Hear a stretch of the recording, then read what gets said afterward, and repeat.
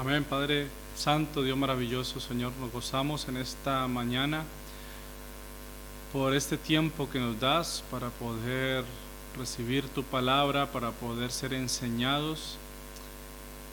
Amado Rey, lo que más anhelamos en nuestro corazón es que tu Santo Espíritu, Señor, se mueva en este lugar y que podamos ser hoy ministrados directamente, Señor, por tu presencia. Que el fuego de tu Santo Espíritu descienda sobre nuestras vidas, sobre este lugar, y podamos, Señor, hoy ser llenos de ti, Señor. Que tu Santo Espíritu descienda hoy sobre nosotros y podamos ser convencidos, Señor, de nuestra realidad, de nuestra vida, de nuestra situación delante de ti. Que cada uno, Señor, tomemos nuestra decisión de seguirte firmemente, como lo cantábamos, Señor. Queremos ser firmes, inamovibles, como ese árbol, Señor, plantado junto a corrientes de agua viva, Señor, que esa agua viva eres tú. Pero sabemos que tenemos que ser enseñados, que tenemos que ser corregidos, que tenemos que caminar y tomar la decisión de dejar a un lado todo lo que a ti no te agrada para poder caminar, Señor, en tu camino y servirte, ser siervos tuyos, Señor, y agradarte y glorificarte. En esta mañana ponemos tu palabra, Señor, delante de ti. Ponemos, Señor, a este pueblo, mi vida, delante de ti, Señor, rogándote que se haga tu voluntad, que quites de mí, Señor, todo pensamiento humano que quiera transmitir y que pueda ser tu Santo Espíritu hoy, Señor, ministrando cada vida, Señor, derramándose, quitando toda confusión, Señor, quitando toda falta de fe, quitando toda duda y trayendo hoy tu verdad a cada corazón. Te lo pedimos, Señor, en el nombre de Jesús. Amén. Gloria al Señor. Bueno, vamos a comenzar compartiendo algo. Hace algunos días estaba yo viendo un vídeo de como una confrontación, ¿no?, entre un sacerdote católico y una persona cristiana evangélica, y entonces estaban haciendo como una confrontación con respecto a al purgatorio. Entonces estuve yo viéndolo y como hace algunas semanas trataba en mi mente de no juzgar a ninguno de los dos. No sé si estuvieron el día que yo compartí acerca de que Dios nos llamaba, que no debíamos ser jueces, ¿no?, que no debíamos juzgar a las demás personas, que el único que tenía la potestad para hacerlo era Jesús. Y entonces, viendo este vídeo, yo trataba de no juzgar ni al sacerdote ni al varón cristiano evangélico. Sin embargo, en lo que era esto que estaban teniendo allí, esta confrontación, noté algo que entristeció un poco mi corazón, ¿no? Y es el hecho de cómo cualquier persona, con tal de defender lo que piensa, lo que cree, es capaz de menoscabar y de ofender a otra con tal de que lo que cree y lo que piensa prevalezca sobre lo que piensa la otra persona. Estaban hablando el sacerdote está hablando de Mateo capítulo 5.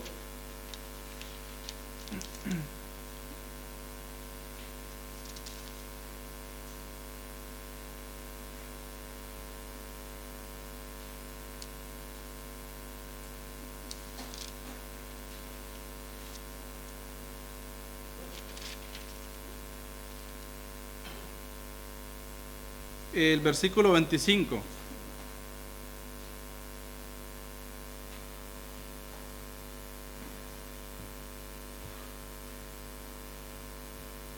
Dice en la Biblia que tengo aquí, que es una versión especial, dice textual expositora del autor Jimmy Swaggart.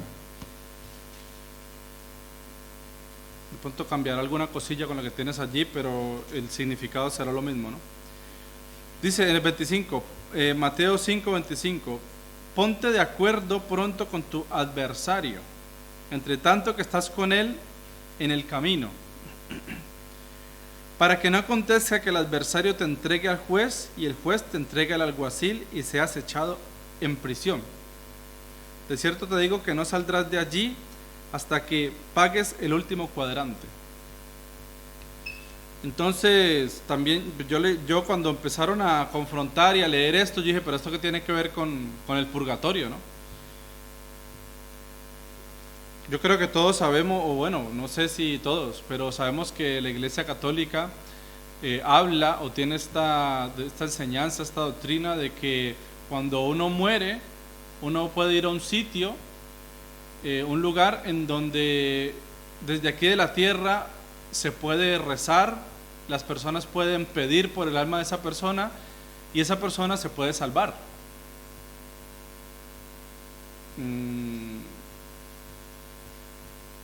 Yo antes de conocer realmente a Jesús creía eso, porque eso era lo que me habían enseñado. Y claro, hay mucha gente que defiende esa doctrina pensando que es la realidad, ¿no? Entonces yo simplemente ahora, pues ya que estoy en el Señor, obviamente teniendo los conocimientos de la palabra, pero simplemente por moral y no sé si por lógica, si yo pienso que una persona hace daño aquí en la tierra, le hace daño a otros, y en ese sentido su vida es una vida de pecado, de maldad, ¿cómo puede ser que Dios permita que una persona así muera y que su alma vaya a un lugar y que los que están aquí recen o intercedan por esa alma y esa alma luego vaya como que se salve, ¿no? Entonces no tiene ningún sentido el hecho de que sepamos que si le hacemos daño a otra persona estamos pecando y no estamos viviendo en santidad. Entonces si no vivimos así y pensamos tener por medio de otras personas, de la intercesión de otras personas, una salvación, entonces yo no le encuentro sentido a eso. Y moralmente a mí me parece que es algo erróneo, ¿no? Me parece que es algo que va en contra de lo que es las relaciones con las personas y que no sería justo delante de Dios que pasara eso. Sin embargo, pues el sacerdote estaba con el hombre y le estaba diciendo por qué esto era lo que él pensaba que era el purgatorio, ¿no? Cuando habla aquí, la interpretación del sacerdote era la siguiente. Decía que cuando dice que de acuerdo pronto con tu adversario, entonces el adversario para él, según esto, era una persona cualquiera, ¿no? Con la que estaba teniendo algún roce o con la que estaba mal. Y luego dice, entre tanto que estás con él en el camino, o sea, aquí en la vida, ¿no? Y luego, para que no te acontezca que el adversario te entregue al juez. Entonces, cuando dice el adversario te entregue al juez, él decía que la interpretación de esto era que el juez era Dios, ¿no? Era Jesús. Y que la persona que se sentía ofendida del adversario le iba a entregar a Jesús. Y después dice que el juez te entrega al alguacil y seas echado en prisión. Entonces ese juez iba a entregar a alguien en un lugar el alma de esa persona y esa persona iba a ser ahí guardada, estaba ahí guardada, y luego dice, de cierto te digo que no saldrás de allí hasta que pagues el último cuadrante. Entonces según su explicación, lo que él decía era que el alma iba a un lugar donde por medio de Dios se echaba allí para que esa persona como que pasara su juicio allí, ¿no? Como que sufriera allí un tiempo, pero que dice que hasta que no pagara el último cuadrante, o sea, sufriendo, pagaba lo malo que había hecho. Entonces esa era la interpretación que le daba él, el sacerdote. Y el hombre cristiano le decía que eso no era así, porque esta palabra no se interpretaba de esa manera. Entonces, claro, hasta ahí yo todo bien, pero cuando el cristiano le refutó al otro, el otro se empezó a enfadar, ¿sí? Porque quería que todo el mundo supiera que lo que él estaba diciendo era la verdad. Entonces empezó a enfadarse y lo que hizo fue hacer algo que va en contra de todo lo que dice en este capítulo, en el capítulo 25. Empezó a decirle al hombre llevó a otro que leyera un versículo de la Biblia. Entonces le empezó a decir al hombre que era un mentiroso, que era un falso, al cristiano, ¿no? Pero con mucha rabia, con mucho odio, como con el deseo de humillarlo. Y le decía en 2 Corintios capítulo 11, versículo 13, dice: porque estos son los falsos apóstoles, obreros fraudulentos, y se lo decía así en la cara. Tú eres un falso apóstol, un fraudulento, eres un mentiroso. Y no es de extrañar, porque el mismo Satanás se transfigura de ángel de luz. Tú eres un hijo de Satanás, le decía, un hijo del diablo, porque lo que estás diciendo. Entonces yo le decía, ¿cómo una persona puede, con tal de sacar adelante sus pensamientos o sus razonamientos, cómo puede humillar y ofender a otra delante de una multitud solo por el hecho de hacerle ver a la gente que ante sus ojos el otro estaba mal? Entonces allí ya yo me sentí mal, no por la persona, sino porque realmente este sacerdote no tenía algo que es lo que tiene Cristo, que es lo que nos lleva a nosotros a amar al Señor, a acercarnos a Dios, y es el Espíritu Santo. Entonces, cuando una persona no tiene el Espíritu Santo, cuando una persona no tiene la revelación del Espíritu Santo, cuando no tiene la presencia del Espíritu Santo en su vida, ¿qué pasa? Que puede ser de cualquier religión, puede incluso estar en la iglesia, puede tener un cargo muy alto, puede orar muy bien, puede hablar excelentemente, puede tener dinero o no tenerlo, puede pretender estar en un lugar y demostrar cosas muy elocuentes y muy grandes de parte de Dios aparentemente, pero la humildad, el amor, la presencia, el fruto del Espíritu Santo no está en su vida. Y si no está en su vida, claro, ¿qué florece? El orgullo, la vanagloria. Entonces yo veía que lo que quería este hombre era demostrarle a todos los que le estaban escuchando que el otro no tenía razón y que él tenía la razón y que él le iba a ganar al otro. Eso era lo que quería hacer. Sí, porque mostraban a la gente cómo le aplaudía. ¡Ah, sí, así es! Y claro, el sacerdote decía: mentiroso, tú eres del diablo, lo que estás diciendo es mentira. Y el otro hombre estaba así muy calladito, ¿no? Entonces, viendo yo la actitud que tenía este hombre, yo decía, bueno, voy a mirar, voy a leer, voy a estudiar un poco este capítulo y voy a ver si realmente lo que él está diciendo es verdad. Porque a mí en la iglesia cristiana nunca me han dado una enseñanza acerca del purgatorio, o sea, contradiciendo eso, ¿no? Entonces yo voy a mirarlo porque yo realmente no conozco muy bien esto. Y claro, y si tú empiezas a leer desde el capítulo 5 de Mateo, dice que estaba Jesús en el monte, que llegó a un monte. ¿Y qué iba a hacer Jesús? A enseñarle a la gente, ¿vale? Entonces Jesús estaba allí y iba a enseñarle a una multitud. Y dice en el versículo 2, y abriendo su boca les enseñaba diciendo, vamos a leer versículo 3, bienaventurados los pobres de espíritu, porque de ellos es el reino de los cielos. No sé si alguno ha leído el libro Vianda Sólida para Maduros de Daniel Del Vecchio. Y este libro comienza hablando de esto, de bienaventurados los pobres de espíritu. Y cuando habla de eso, los pobres de espíritu, habla de quiénes son los pobres de espíritu. Entonces, abriendo desde este versículo, empieza a describir quiénes son los pobres de espíritu. Daniel explica allí muy claramente qué caracteriza a una persona pobre de espíritu.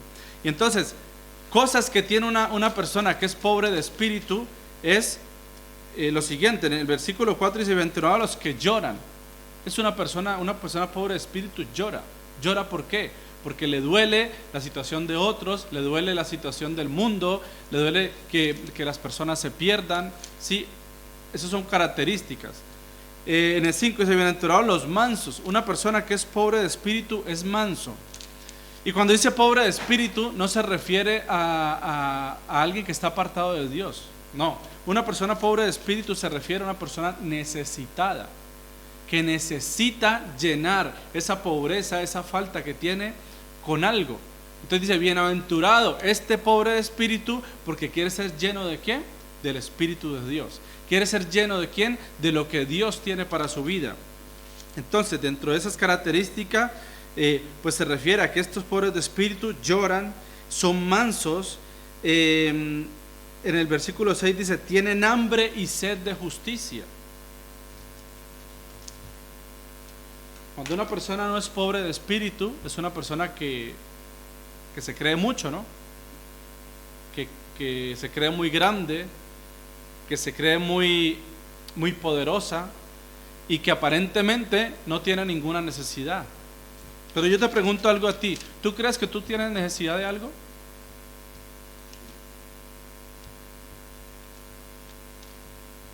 Espiritualmente, ¿tú tienes necesidad de algo?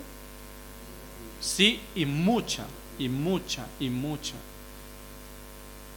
Por mucho que tú lleves muchos años en el Evangelio conociendo de Cristo, conociendo de la palabra, yendo a encuentros, a retiros, a congresos, cada día nosotros necesitamos más y más de Dios, más de su Espíritu, más de su presencia, más de su poder, más de su amor, más de su gracia, más de su misericordia. Entonces, si necesitamos, ¿qué quiere decir?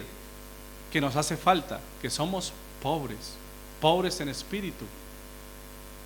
Entonces, bienaventurados somos, ¿por qué? Porque si somos pobres en espíritu, ¿qué quiere decir? Que Dios nos mira y nos quiere llenar.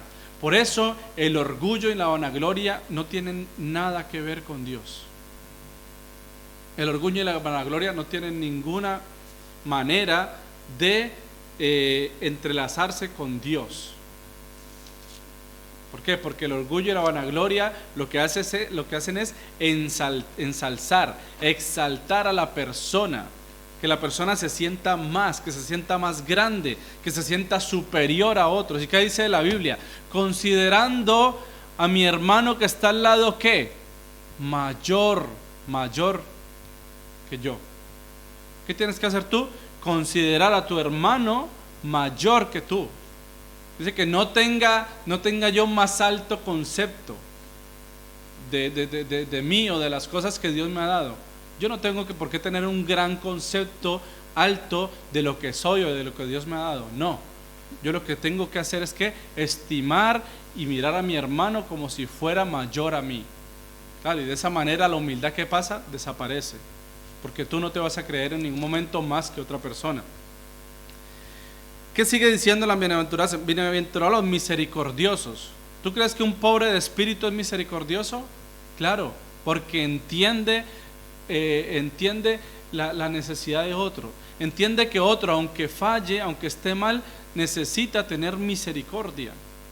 Aunque no merezca perdón, aunque no merezca nada, lo necesita. Entonces, en cambio, tú piensas que un rico va a creer que otro necesita. Le da igual, el rico quiere ser más rico, el rico quiere tener, y estoy hablando del rico en todo el sentido, el que quiere tener más, el que se cree que es más espiritual, el que se cree por encima de los demás, claro, no mira a los misericordiosos ni tiene misericordia. ¿Por qué? Porque no ha reconocido que Jesús tuvo misericordia de él mismo. Un pobre de espíritu dice que es limpio de corazón, que es pacificador. El pobre de espíritu dice padece persecución por causa de la justicia, o sea, por causa de Cristo. Un pobre de espíritu, ¿qué pasa? Es vituperado y es perseguido. ¿Por qué? Por aquellos que están en contra de Jesús. Entonces dice aquí en el versículo, dice, gozaos y alegraos, vuestra recompensa es grande en los cielos. Entonces, quienes tenemos esa visión de ser pobres en espíritu, dice aquí que nuestra recompensa está ¿en dónde? En los cielos. Y gloria a Dios por todas las bendiciones que Dios nos da aquí en la tierra, pero nuestra recompensa está ¿en dónde? En los cielos.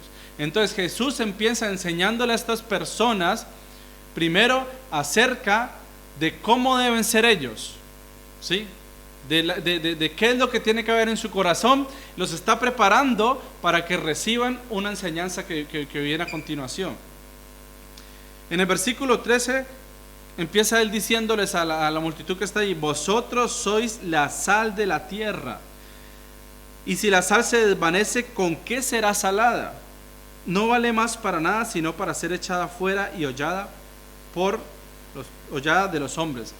O sea, que les está diciendo, después de decir, de hacerles entender cómo tienen que ser ellos, que es pobres en espíritu, les está diciendo: los pobres en espíritu, cuando tienen el deseo de que lo que han recibido lo comparten a otros, entonces son sal. O sea, que ese sazón, esa delicia que tienen de Dios, ¿qué tienen que hacer? Compartirla. ¿Sí? Entonces, una persona cristiana tiene un proceso. No es solamente alguien que llega a una iglesia, o una persona que se acerca a Dios o que dice conocer a Cristo, estando en cualquier tipo de iglesia. No simplemente vale con decir yo soy sacerdote, o yo soy cantante, o yo toco los instrumentos, o yo soy salmista, o yo soy profeta, o soy apóstol, o soy no sé qué. Eso no vale nada delante de Dios. Lo que vale es que pobreza de espíritu, hambre, necesidad de ser lleno de Dios. Entonces, cuando yo veía a este sacerdote hablándole de esta manera al otro, yo decía: ¿cómo puede este hombre hablar y interpretar la palabra de esta manera si no está haciendo ni siquiera, que no está haciendo nada de lo que dice el mismo capítulo? O sea, está humillando a una persona por querer exaltar sus pensamientos, mientras que en la Biblia, si le vemos en el capítulo, que dice todo lo contrario. Dice: bienaventurados los pobres de corazón, de espíritu, porque ellos van a recibir de Dios. Amén. Y después de esto, cuando les dice que soy la sal del mundo, luego les habla acerca de que esa sal para poder salar, tiene que cumplir ciertas normas, ciertos requisitos. Aquí les empieza a hablar de la ley. En el versículo 17 le dice Cristo: no penséis que he venido para abrogar la ley o los profetas. No he venido para abrogarla, sino para hacerla cumplir. Estamos en el versículo 17 de Mateo 5. Dice en el 18: porque de cierto os digo que hasta que perezca el cielo y la tierra, ni una jota ni una tilde perecerá de la ley, hasta que todas las cosas sean cumplidas. Y en el versículo 19 dice: de manera que cualquiera que quebrantare uno de estos mandamientos muy pequeños y así enseñare a los hombres, muy pequeño será llamado en el reino de los cielos. O sea que Jesús les estaba referenciando acerca de la ley que había sido establecida en el Antiguo Testamento, ¿vale? Y le estaba llevando a que ellos entendieran que como hijos de Dios, además de tener una necesidad de recibir de Dios, de tener una obligación de ser sal, de compartir la palabra, además de eso, ellos tenían que cumplir la ley de Dios. Amén. En el versículo 19 sigue diciendo: mas cualquiera que hiciere y enseñare, será llamado grande en el reino de los cielos. Porque os digo que si vuestra justicia no fuere mayor que la de los escribas y los fariseos, no entraréis en el reino de los cielos. Está hablando aquí de la justicia de los fariseos. ¿Por qué? Porque la justicia de ellos, ¿cuál era? Autojustificarse. O sea, hacer las cosas y buscarle una justificación, pero para beneficiarse. Eso era lo que hacían los escribas y los fariseos. Cuando muchas veces llegaban a Jesús a preguntarle cosas, no lo hacían por el hecho de que les enseñara, no, lo hacían por el hecho de hacer caer a Jesús, de humillarlo. Entonces, yo leyendo todo esto me daba cuenta de cómo el enemigo cega la mente de las personas y no les permite ver realmente el amor de Dios y lo que Dios quiere enseñar para que transmita.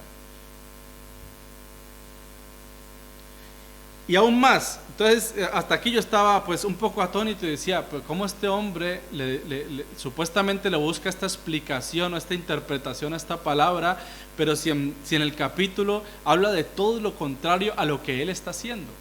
O sea, está hablando de cosas pero que dentro de esas cosas debería él hacer algo que no lo hace, que es humildad, amor, compartir, enseñar a la gente y saber que el Espíritu Santo es el que convence, no las palabras suyas. Y entonces en el versículo 21 Jesús les empieza a hablar de la ira. Entonces yo viendo esto aún más me quedaba más atónito y decía, pero qué tremendo es como el enemigo tiene la mente cerrada de muchas personas, de muchos religiosos, y haciendo creer que una religión, que una iglesia es la que lleva una salvación, que un tipo de enseñanza es la que lleva a una persona a tener la salvación o tener la vida eterna. Entonces Jesús empieza a hablar en el versículo 21 y dice: oíste que fue dicho a los antiguos, no matarás, mas cualquiera que matare será culpado de juicio. Eso es lo que dice, ¿no? Pero entonces Jesús le quiere enseñar diciéndole: mas yo digo que cualquiera que se enoja descontroladamente con su hermano será culpado de juicio, y cualquiera que dijera a su hermano necio será culpado del consejo, y cualquiera que dijere fatuo estará en peligro del infierno de fuego. Entonces mira cómo el Señor nos lleva hoy a entender que cuando nosotros recibimos su presencia, cuando nosotros somos transformados por su Espíritu Santo, tenemos que esta palabra, esta ley, hacerla cada día parte de nuestra vida, para que todo nuestro camino, todo lo que hagamos, a donde vayamos, sea dirigido por Dios, y las cosas que hagamos bendigan a otros. Yo esto lo quiero compartir. El Señor me lo puso por dos cosas. Una, para que aprendamos cuando enlazando un poco con lo de la enseñanza que dimos hace un tiempo de no juzgar a los demás, para que aprendamos que cuando nos encontremos con este tipo de personas, y no solamente religiosos, sino personas como por ejemplo que hablen de política, que hablen de la situación que hay hoy en día, de la situación de sanidad, de lo que está pasando en el mundo, que te preguntan: oye, ¿tú qué crees? Que ¿por qué pasó lo del Líbano, la bomba esta? ¿Qué dice Dios? ¿Qué dice? Entonces muchas veces uno se pone de religioso, ¿no?, a responder, y muchas veces lo que hace es darle miedo a las personas, hacerle que tengan temor, miedo de Dios, miedo de un Dios malo, un Dios que ataca, un Dios que quiere matar a la gente, que la quiere destruir. ¿Por qué? Porque llevamos la parte religiosa, pero no les llevamos a conocer del amor, no les transmitimos el amor, porque precisamente dejamos que la carne aflore, pero el espíritu lo apagamos. ¿Por qué? Porque preferimos en un momento responder con nuestra sabiduría humana que esperar y decirle: Señor, ¿qué le puedo responder a esta persona? Entonces está hablando aquí que Jesús lleva más allá y lo lleva a un plano espiritual, el hecho de que en la ley está escrito: no matarás, ¿no? Pero Jesús le dice que cualquiera que se enoje contra su hermano ya será juzgado. ¿Por qué? Porque cuando tú, por alguna razón, te enojas contra tu hermano, muchas veces en el enojo viene el odio, el resentimiento, el rencor, las malas palabras, los insultos. Y esto, ¿qué pasa? Cuando sucede, ¿qué pasa? Que se puede descontrolar y salir de las manos, y puedes hacer daño a otra persona. Entonces vamos viendo cómo Jesús les está enseñando a estas personas que están aquí el camino de un cristiano. Y en el versículo 20 les lleva a ver otra cosa, y esto es muy importante para que lo tengas en cuenta siempre en tu vida. Y es que después de haberle dicho todo esto y de haberles enseñado el hecho de que si una persona simplemente se enfada con su hermano, ya con eso está pecando, les dice en el 23: si vas a presentar tu ofrenda a Dios, ¿cuál crees que es tu ofrenda a Dios? Por ejemplo, hoy, para mí, no solamente es traer un diezmo, una ofrenda, algo material, ¿no?, sino la alabanza, una oración, venir dispuesto aquí incluso a tener el deseo de poder compartir con un hermano y poderle dar ánimo en alguna situación, un hermano que lo esté pasando mal. Eso es una ofrenda a Dios. El venir hoy en ayuno, por ejemplo, y decir: Señor, quiero ayunar porque quiero ir a la iglesia a interceder por aquellas personas que lo están pasando mal. Eso es una ofrenda a Dios. Pero ahora, ¿tú te imaginas que tengas esa intención de traer esa ofrenda a Dios, pero estás enojado con tu hermano? Entonces, lo que estaba haciendo el sacerdote ¿no? Quería, supuestamente, la ofrenda de él era hacerle ver a la gente que lo que él decía era cierto. Y yo creo que en cierto sentido no está mal algunas veces confrontar con otra persona ciertos criterios, ciertos pensamientos. Pero ya, cuando pasa de ser eso a humillar, a querer menospreciar, a menoscabar a la otra persona, allí ya está pecando, porque está enojándose descontroladamente contra su hermano. Y dice aquí que si vas a presentar tu ofrenda en el altar y te acuerdas de que tu hermano tiene algo contra ti, no ni siquiera de que tú tienes algo contra tu hermano, sino que si tu hermano tiene algo contra ti, o sea, si tú sabes que por algo tuyo algún hermano está cargado, o no un hermano, una persona afuera, tu jefe, o tu esposa, o tus hijos, o tus padres, por algo que ha pasado, entonces dice aquí: deja tu ofrenda allí en el altar, ve y reconcíliate primero con tu hermano, y entonces luego ven y ofrece tu ofrenda. ¿Sí estamos aquí? ¿Estamos entendiendo? ¿Sí? ¿Estamos comprendiendo la palabra? Amén. Y después de todo esto, ya viene la parte donde supuestamente la interpretación es esa, ¿no? El 25. Ponte de acuerdo pronto con tu adversario, entre tanto que estás con él en el camino, para que no acontezca que el adversario te entregue al juez y el juez te entregue al alguacil y seas echado en prisión. De cierto te digo que no saldrás de allí hasta que pagues el último cuadrante. Realmente, esta parte de la palabra, Jesús no está enseñando nada espiritual. Él simplemente lo que está haciendo es, después de haberles hablado todo lo que les ha hablado aquí atrás, y después de haberles dicho que cosas espirituales, por ejemplo, que dice: no matarás, mas cualquiera que matare será culpado del juicio. Eso es algo del Antiguo Testamento. Y él lo toma y le dice: cualquiera que se enoje descontroladamente contra su hermano será culpado de juicio. O sea, eso es algo que ya le lleva a entender a la gente que no es necesario, bueno, que no es que lo hagamos, ¿no? Pero que no es necesario matar a una persona para ya haber pecado. Que solamente con muchas veces insultar a alguien, con eso ya estás matando a la persona. Porque cuando tú insultas a una persona, hay muchas personas que tienen baja autoestima.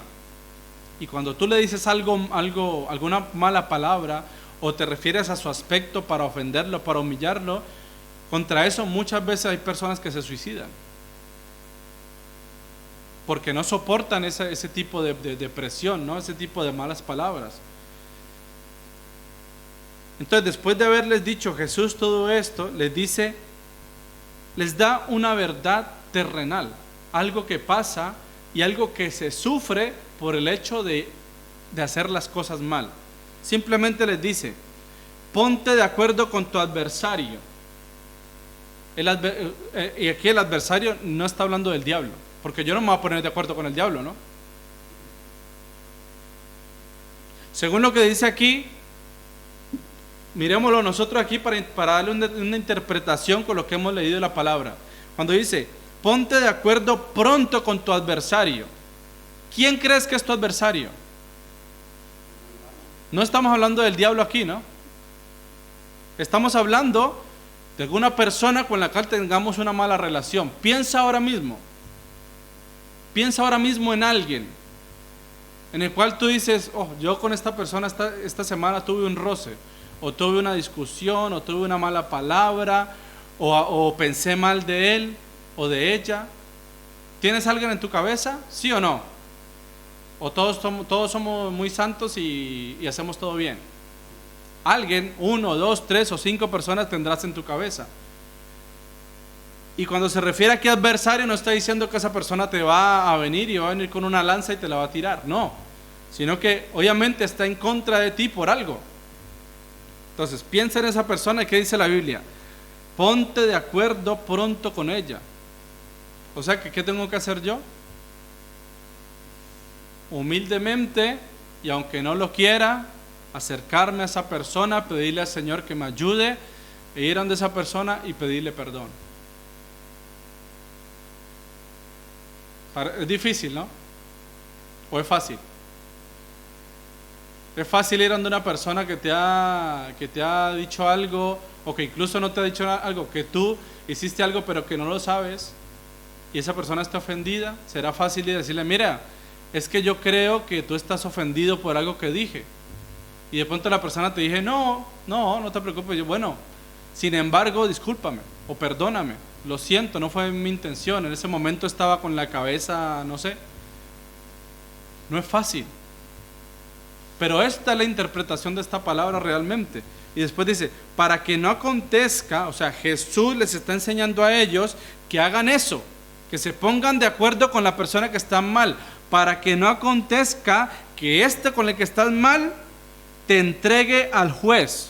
O sea, para que este con el que estás mal no vaya de pronto por algo que le hiciste, por algo que le faltaste, por una falla, y vaya y te denuncie a la policía.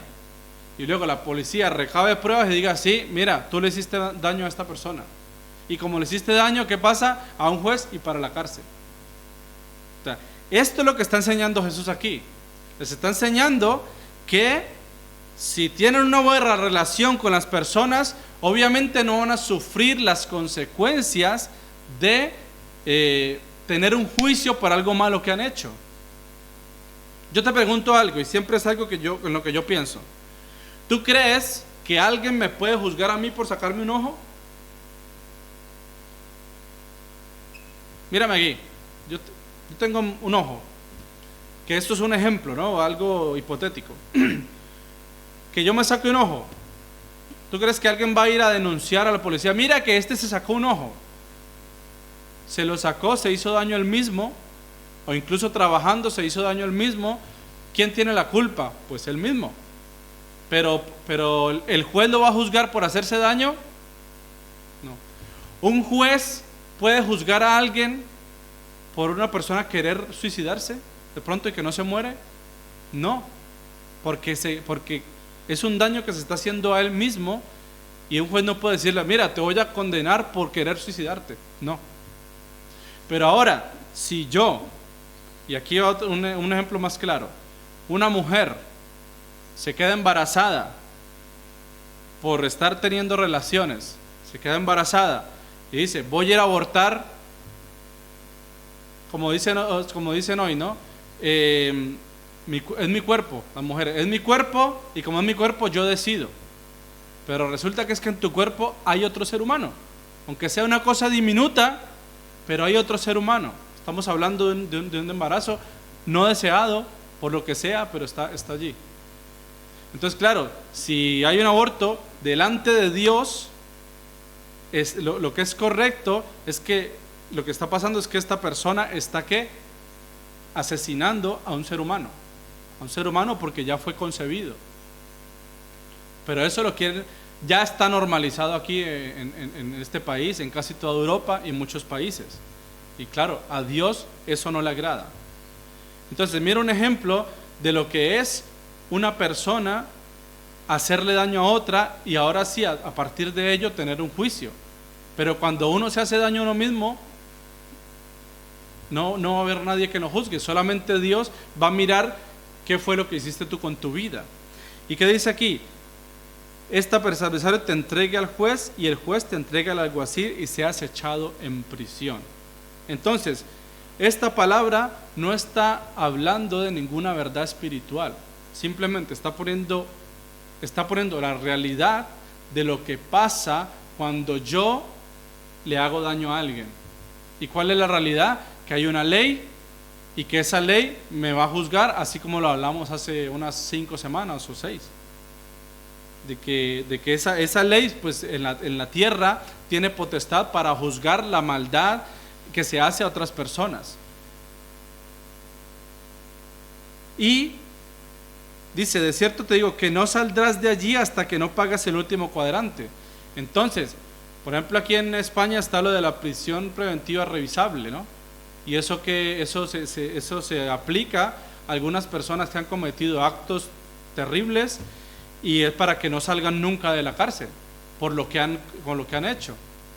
Un ejemplo, la mujer que mató a un niño eso fue ¿en dónde fue? En Granada, bueno, aquí en Andalucía, no sé si recuerdan, una mujer dominicana, no sé si recuerdan la historia de esa mujer que mató al niño de su pareja, y en todo momento ella estaba ahí con su pareja y nunca pensaron que ella era, hasta que descubrieron que ella había sido, y a esa mujer le aplicaron esa pena.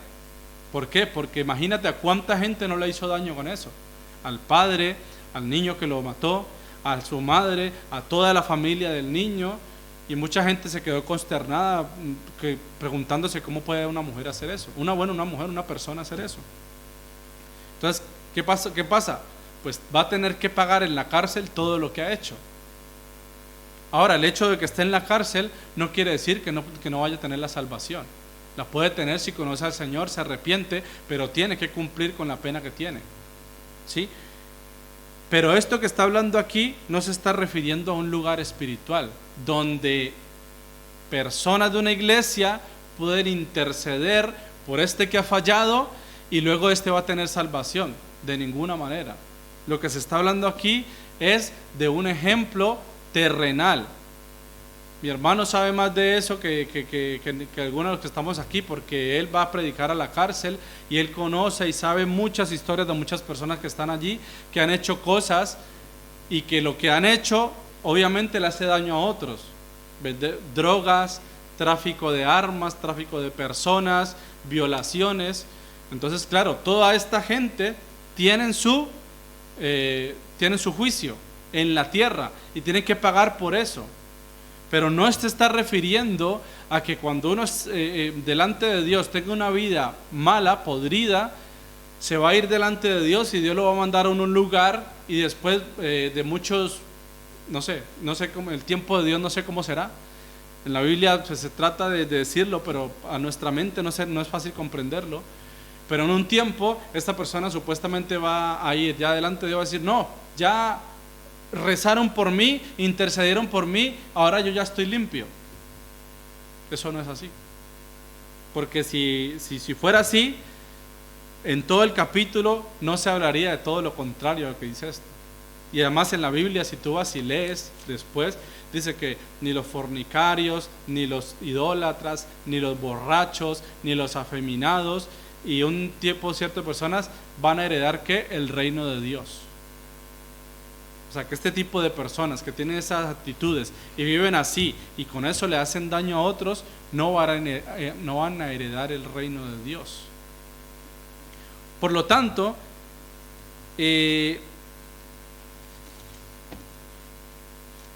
mirando aquí lo último, en Romanos capítulo 12, versículo 17,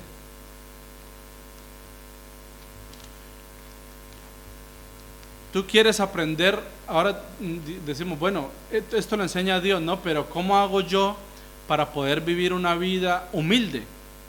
Una vida donde me acerque a Dios y donde realmente puedo decir soy pobre de espíritu. Si tú miras en Romanos capítulo 12, versículo 17, dice aquí el comportamiento de un cristiano.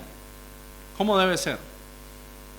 ¿Cómo debo yo de caminar para agradarle a Dios y para poder, cuando yo le agrade a Dios, es porque estoy teniendo buenas relaciones con mis hermanos? Dice en el 17, no pagues a nadie mal por mal. Sí, o sea, ojo por ojo, diente por diente, no. Procura lo bueno delante de todos los hombres. ¿Procura qué? Lo bueno.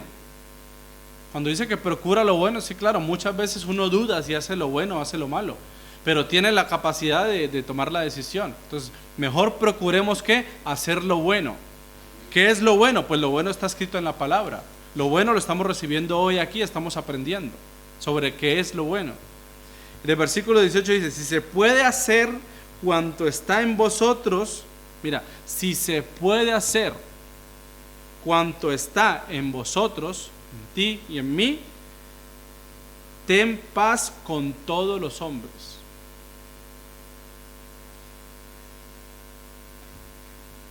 Y en la 19 dice, no os venguéis vosotros mismos, amados míos, antes dad lugar ¿a quién? A Dios. Que Dios sea el que tome el control de la situación, de lo que han hecho contra mí. ¿Es fácil? ¿Es fácil vivir así? ¿Es fácil comportarse así? ¿Hacer lo bueno? No es fácil. Porque escrito está, mía es la venganza, yo pagaré, dice el Señor. En el versículo 20, así que si tu enemigo tuviere hambre, si tu enemigo, si tu adversario, de los que hablamos hace un rato, tuviera hambre, ¿qué tienes que hacer tú? ¿Qué le tienes que hacer? Darle de comer. Si tuviere sed, dale de beber. Que haciendo esto, ascuas de fuego amontonará sobre tu cabeza. No seas vencido de lo malo, en el versículo 21, mas vence con el bien el mal. Mi hermano, no seas vencido de lo malo, sino que vence con el bien el mal. Entonces, uno del deseo mío, del deseo del Señor, es que en el momento que tú puedas tener una conversación, una confrontación con una persona, siempre hazlo desde el punto de vista de la humildad, del sometimiento a Dios. Y nunca respondas lo que se te venga primero a la cabeza, por querer opacar a la otra persona. No, pídele sabiduría a Dios. Cuando estés con otras personas, cuando estés con tu familia que no es convertida, pídele sabiduría a Dios para poder hablar con estas personas. Porque no siempre se puede llegar a estas personas y decirle, mira, tú eres pecador, arrepiéntete, te vas a ir al infierno. No. Esas no deben ser las palabras cuando uno evangeliza a una persona. La mejor manera de evangelizar es que mi vida, mi testimonio, lo que yo soy, cómo yo me comporto, mis palabras, mi mirada hacia la otra persona, mirada de compasión, mirada de amor. ¿Por qué? Porque eso nos enseñó Jesús, a ser así. Y esto te lo comparto porque yo siempre, cuando hablo de la palabra, digo, nosotros estamos recibiendo la palabra ¿para qué? Para compartirla. Lo que estás recibiendo hoy es tu deber transmitirlo a otras personas. Y que no hagamos como en la iglesia tradicional, ir a sentarse, que el que está aquí hable la Biblia en los salmos, diga un salmo y hable y se haga todo un ritual, pero después las personas salen a hacer lo mismo que estaban haciendo antes de entrar. La misma maldad, las mismas borracheras, el mismo adulterio, fornicación. Entonces tenemos que tener cuidado con eso y pedirle al Señor que nos ayude. Amén. Oremos conforme a esta palabra. Señor, te damos gracias, Señor, por tu palabra. Gracias, Señor, porque yo entiendo y sé que es tu Espíritu Santo, Señor, el que habla nuestras vidas y que cada uno ha recibido en su corazón conforme, Señor, a tu amor, conforme a la necesidad que hay. Señor, ayúdanos a que en todo este proceso de enseñanza en el cual compartimos hoy y en el cual vimos cómo Jesús le compartió a esta gente, Señor, que estaba ahí en ese monte, podamos nosotros vivir ese proceso y también podamos ver cuáles son nuestras fallas, cuáles son las cosas que no cumplimos, que no hacemos, que no llevamos a cabo, y que por medio de ese conocimiento de eso podamos ser transformados en nuestra mente, en nuestro corazón, Señor, en nuestro camino. Que cada día podamos mirarte a ti y tener nuestra mirada puesta en ti, Señor. Que no miremos atrás, sino que tengamos nuestra mirada puesta en ti. Que tengamos la mirada puesta en el galardón teniendo claro, Señor, que nuestra recompensa está en el cielo. Señor, ayúdanos a cada uno, Señor, a poder tener, Señor, esa obligación, esa necesidad de estar en paz con nuestros hermanos, con las personas que nos rodean. Señor, enséñanos a tener humildad, a ser sensibles en nuestro ser y nuestra vida. Queremos ser, como dice tu palabra, Señor, pobres en espíritu, Señor, para poder tener necesidad cada día de ti, para poder ser llenos y que esa llenura tuya, Señor, podamos vaciarla en otros, Señor. Queremos cada día, Señor, ser como ese vaso lleno de tu espíritu, Señor, y poder vaciarnos de ese espíritu, ser ministros tuyos, Señor, llevando eso a otras personas, Dios mío. Señor, ayúdanos a ser ministros de tu palabra.